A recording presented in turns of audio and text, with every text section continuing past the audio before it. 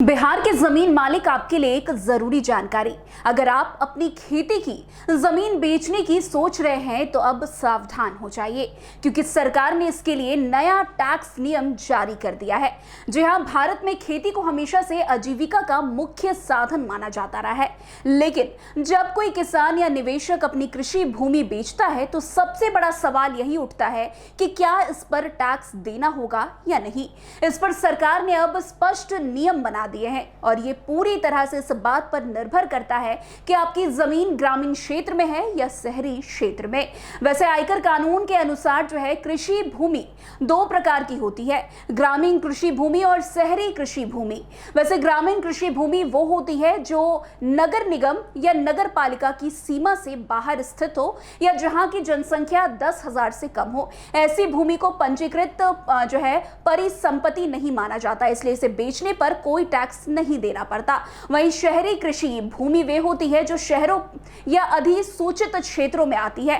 इन पर पंजीगत लाभ कर देना अनिवार्य होता है।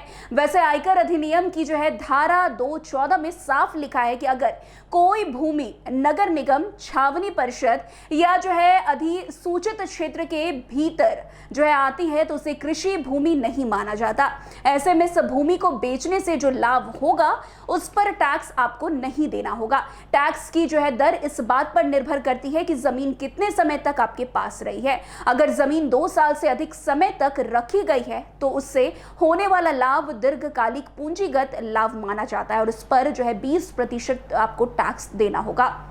वैसे इसमें सूचकांक का लाभ भी मिलता है जिससे टैक्स का बोझ कम हो जाता है, लेकिन अगर जमीन 2 साल से पहले बेच दी गई है तो ये अल्पकालिक पंजीकृत लाभ माना जाएगा और इस पर आयकर स्लैब के अनुसार टैक्स देना होगा, जो उच्च आय वर्ग के लिए 30% तक हो सकता है। वैसे सरकार जो है करदाताओं को राहत देने के लिए कुछ वैध विकल्प भी देती है। उदाहरण के तौर पर अगर जाने तो अगर आप बिक्री से प्राप्त धन को जो है किसी अन्य कृषि भूमि में निवेश करते हैं तो आयकर अधिनियम की धारा 54B के तहत कर छूट मिल सकती है।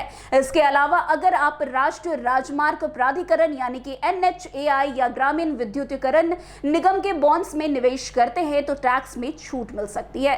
वैसे आपको बता दें कि ये याद रखना आपके लिए बेहद जरूरी है कि टैक्स बचाना वैध है, लेकिन टैक्स चोरी अपराध माना जाता है। इसलिए भूमि की खरीद बिक्री से जुड़े सभी दस्तावेज जैसे कि रजिस्ट्री, भुगतान रसीद, बैंक स्टेटमेंट और सुधार कार्यों के बिल सुरक्षित रखें। ये दस्तावेज पूंजीगत लाभ को सही गणना में मदद करते हैं और किसी विवाद की स्थिति में प्रमाण के रूप में काम आते हैं। इनकी डिजिटल कॉपी रखना भी एक अच्छा कदम आपके लिए हो सकता है। वैसे आपको बता दें कि इन दिनों लगातार बिहार में जमीन सर्वे का काम किया जा रहा था, जिसमें लगातार जो है किसानों को, खास करके जमीन मालिकों को कई सारी समस्या देखने को मिल रही है। लेकिन अब जिस तरीके से जो जानकारी जमीन मालिक को हमने दी है वो अपने आप में बहुत बड़ी बात है, क्योंकि ऐसा होता है कि किसी परिस्थिति में आपको जो है अपनी जमीन बेचनी पड़ती है, लेकिन अब उस पर जो है टैक्स को लेकर सरकार ने एक नया नियम बना दिया है जिसे आपको जानना बेहद जरूरी है। तो आज की इस खबर में बस इतना ही। अन्य खबरों में हमारे साथ ऐसे आगे बने रहें और देखते रहिए। तब तक के लिए NBC 24। धन्यवाद।